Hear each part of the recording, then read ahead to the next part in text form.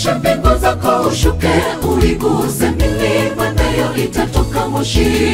Utupe umeme uwatawanye, wapige mishale wafadhaishe. Uinyoshe mikono yako toka juu, unifanye Mungu nihifadhi. Mwimbieni Bwana wimbo mpya, libarikini jina lake.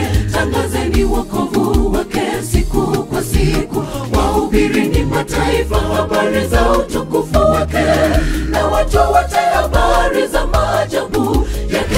Umekwama wapi? Tatizo nini? Kama ni imani nitie nguvu, nitende jambo jipya. Bwana, nisahau maumivu ya moyo. Wewe ndiwe